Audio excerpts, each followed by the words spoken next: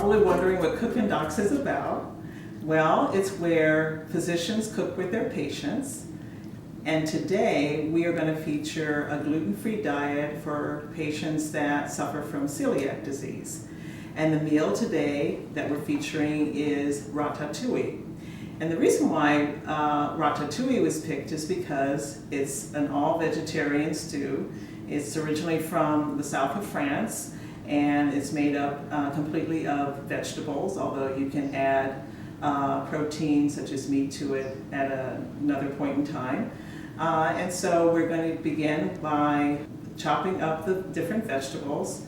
Basically, there's 3 steps involved. There's the chopping of the vegetables, sauteing of the vegetables, and then you mix everything together in a tomato sauce and just bake it with some Parmesan cheese on top. So, and the benefit of having the patients cook with us is that they can ask questions of the physicians that are here joining us today, and eventually we will have chefs that will volunteer and take us to the next level in terms of other meal preparations.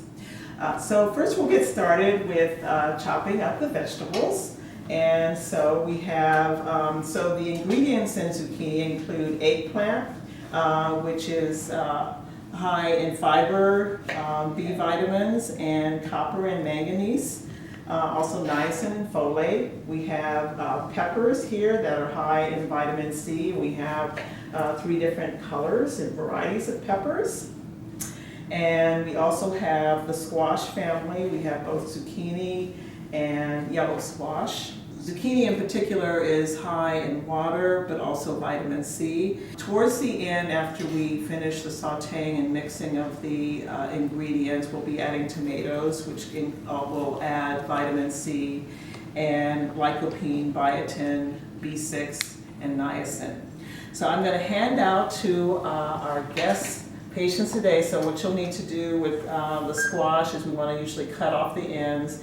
And then usually I cut them in lengthwise, but essentially it's a stew where the vegetables are relatively chunky and coarse. So then once you actually cut them up, they're sort of basically in squares, but still fairly chunky. So Dr. Merchant, what is celiac disease? So celiac disease is an inflammatory disorder that typically will occur in the, or present in the upper part of the small intestine, and it's basically due to the patient's immune system reacting to the protein that is in predominantly wheat, but there are other wheat-related grasses such as rye and barley. So what happens when you eat wheat? So there's an allergic reaction. Essentially, these immune cells, called T cells, will invade your small intestine, and you'll have chronic inflammatory changes in the upper part of your intestine.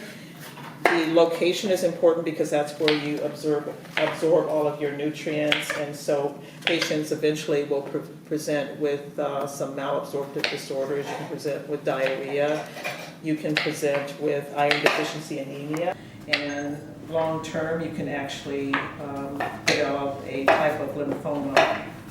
Dr. Banerjee, did you have anything to add? Well done, but I would say that some patients actually don't have any symptoms at all, and they just present with anemia and other nutritional deficiencies that get picked up on routine blood testing. And it can, although it's been linked to when presenting in children, we see it in adults, and it can present at any time in life, quite out of the blue.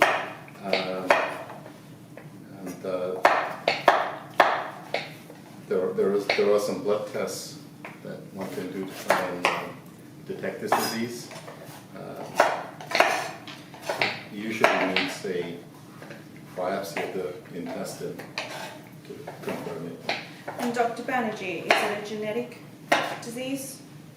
Well, it runs in families. There is a genetic predisposition to it.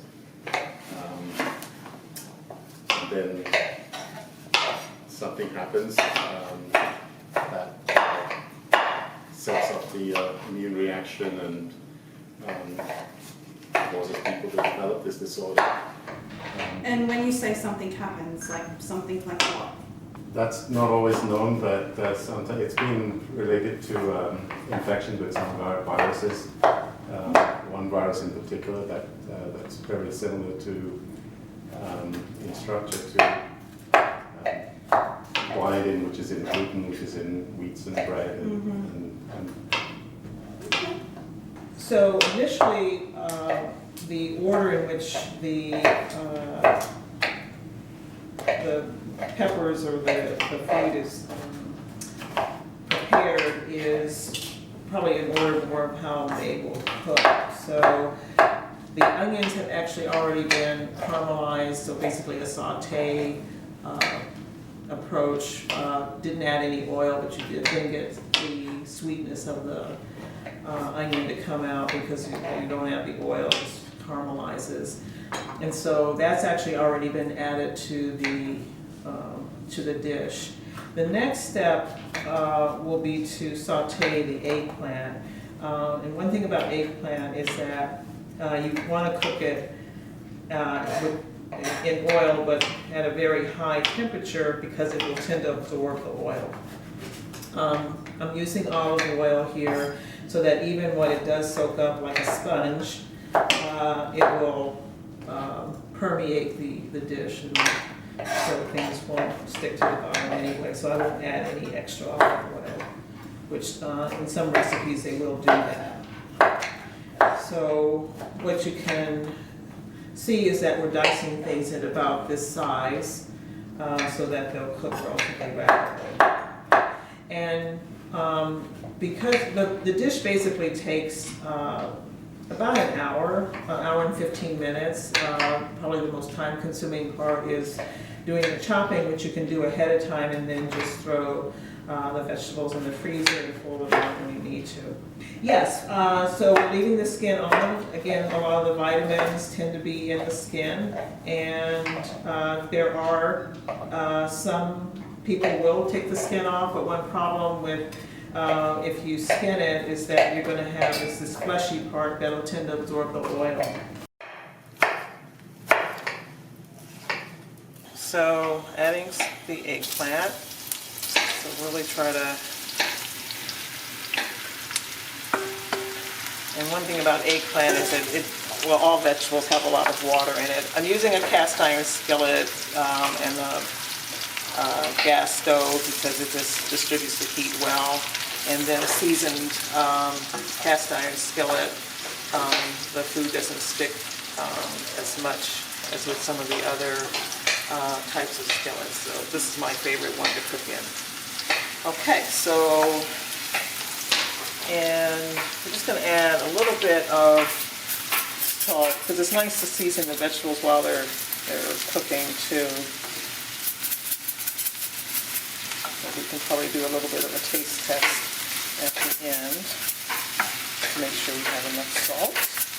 You can probably see how the eggplant, there probably was maybe a 1/3 cup of oil, olive oil we're using in there, but you can see how the eggplant tends to absorb and soak up that oil, so that's why you really want to try to saute it quickly.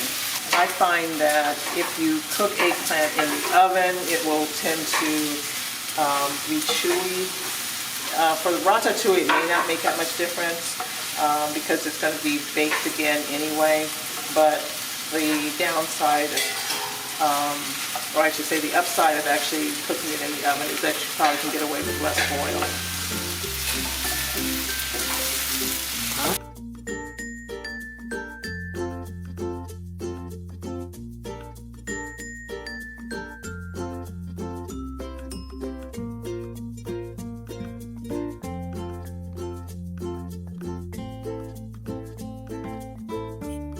So while we're continuing our discussion about celiac disease, we'll start to mix the different ingredients. So what you'll notice is that the onions that were sauteed earlier and caramelized have been added. It doesn't matter in a way what order. the sauteed eggplant, you'll see here, and then we'll add our peppers. They've been sauteed, and as much of our zucchini mix. And you'll notice that we've been joined by Dr. Nguyen, who was on call and is now joining us. And some of our patients had some additional questions about celiac disease. How would I know if I had celiac disease? So usually when patients come to a physician's office, they would have had symptoms ongoing for possibly quite some time. And a celiac disease would be something that we consider. Then we would send either a panel of tests or from the blood, or we do an upper endoscopy and take biopsies from the first part of the small intestine. And that can be a way to confirm the diagnosis. So I'm just going to interject so that we can have one of our patients add, this is the parsley. So this is fresh chopped parsley. Oh, fresh chopped basil, excuse me. And then we have garlic and the parsley. So is celiac disease something that you would have forever, or can it be cured? So celiac disease, unfortunately, is a disease that is not curable, but it is a disease that can be well managed. If the patient is usually adherent to the type of diet that we would recommend, and that is avoiding food with gluten products in it. And we've had patients who've had complete resolution of their symptoms following a gluten-free diet. Okay, so you'll notice that we're mixing in, adding, basically it's about 28 ounces of tomatoes. And then Dr. Banerjee is going to add a little bit of the fennel. So in this case, we had some coarse fennel. So you can just crush it. We just actually kind of ground it up a little bit. And one advantage of fennel is that for people that like a little bit of that sausage or meaty taste, even though there's no meat in the dish, it can give that taste to it. So add the fennel.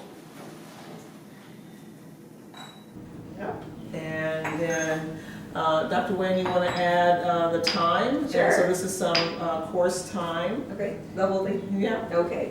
So that's about a tablespoon of thyme. Because you can see we have a fairly big dish here, and someone can add the oregano. We'll just dump that in. That's probably about a tablespoon and a half. Oh, be generous. This is, this is the Mediterranean.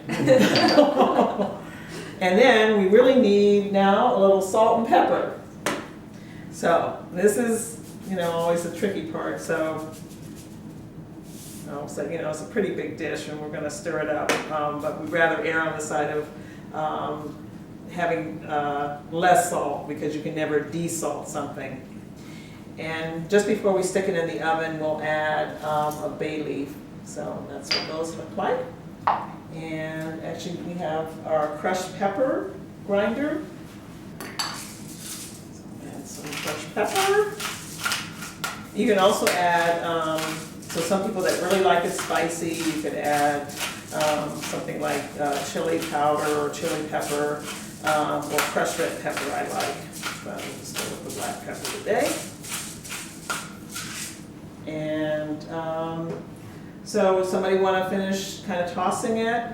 So it's really just turning things over and getting things tossed, and then once we pull it out of the oven, we can add a little cheese on top. But hopefully people can smell how good it smells. It smells so good. It smells really good. And we're going to cook our ratatouille. It's still preheating. We'll cook it at 350 for about 30 minutes. So you can see that it's pretty much already cooked, but you're allowing the different spices to permeate all of the vegetables. For those that want a little bit more hearty type of meal, you can also add sausage. Some people add that, and obviously adding the sausage, it'll still be gluten-free. Okay, but you can see how colorful this meal is. And I like to make this around Thanksgiving or the during the fall, early fall, as you have some of these vegetables are the last harvest of some of the summer vegetables. Because the yellow squash tends to be more prevalent during the summer. Okay, I'm leaving this out. And what you'll notice in the oven is that I actually have a pan in the bottom because this will probably bubble over a little bit.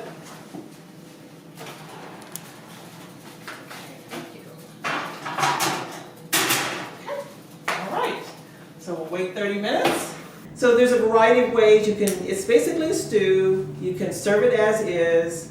You can add meat to make it a heartier meal. You can also add some kind of starch with it. You can serve it over the starch, or for those that don't necessarily worry about a bread, it could be gluten-free bread or non-gluten-free bread. Mm-hmm. And I know I was when I was a little kid. I wasn't a fan of vegetables. Oh, right. So, how does this go with trying to feed children? Are they gonna like it? Is it something that is they actually an outstanding eat? question. So I actually had a little story that may be helpful. So my daughter and she had actually it was a middle school group. And same thing, they didn't like vegetables or didn't think they liked vegetables. And so what we did is we actually went to the farmer's market so they could actually see what was going into the dish. I showed them how to pick out the vegetables. They chopped up the vegetables. They did all this, everything we did today, they did. Even the chopping with the big knives. There was nothing left. So I think getting the kids involved is really helpful, and that's in a way kind of what we're doing with the cooking docs and cooking with all of you, because there are many people that think that they can't make these dishes to maintain the diet that they need to be on to stay healthy. So this happens to be the first episode where we're focused on a gluten-free diet, but in the future the idea would be to look at low salt diets, low protein diets, in which there are patients that have needs to be on those types of diets. So I think those are great ideas. And then additionally, there are the Mediterranean diet. That's also highly recommended, usually by primary care doctors, for a healthy diet in general. And then also there are people with chronic disease such as chronic liver disease that actually may need a high protein diet. I think that would be a good one to do as well. Mm-hmm. So Dr. Wen, I know certain diets go in and out of fashion. I know right now the keto diet is very popular. I understand that's low carb, high fat, medium protein, but lots of vegetables. Someone with celiac disease, could that be something they could strive for as a diet or turn to, or would you still recommend they stick to a Mediterranean sort of diet? I think so. With all the diets out there, the Mediterranean has been studied more. Given that the keto diet is relatively new, there hasn't been as many studies on it, or people who have been on it long term to see a lot more long term results. So I would say to patients, I would prefer the Mediterranean diet over a keto diet. Okay. And what is the Mediterranean diet? What kinds of foods can you eat? So it's actually proteins such as legumes, beans, lentils, more fish products, and then the high fat fruits like avocado, and then using avocado oil or olive oil, more so than using butter or kind of more saturated fats, and then also less amounts of beef and red meats. And actually today, this is actually a classic Mediterranean diet. Again, ratatouille was actually a hearty stew that was developed in the late 1700s. I think it was dated back to 1778, and is basically a hearty Mediterranean stew comprised of the ingredients that you saw today. And the oils that we used were olive oil. Actually, the pan was sprayed with avocado oil. So again, sticking to that Mediterranean theme. And of course, you could add fish. There's all sorts of things that could be served as a side dish. I actually serve it as a side dish during Thanksgiving. You can really smell the fresh herbs wafting into the air. And you can see I put it on a metal pan or something to catch any spillover. So here we are with our finished product. It only took about an hour to prepare. You can cut down on the time by preparing the vegetables, chopping them ahead of time as we mentioned earlier. And you can see it's very colorful, it's healthy, it's scrumptious, and it's gluten-free. And so now we're going to do the final test, which is to taste it. And I want everybody to join me in saying, eat your guts out!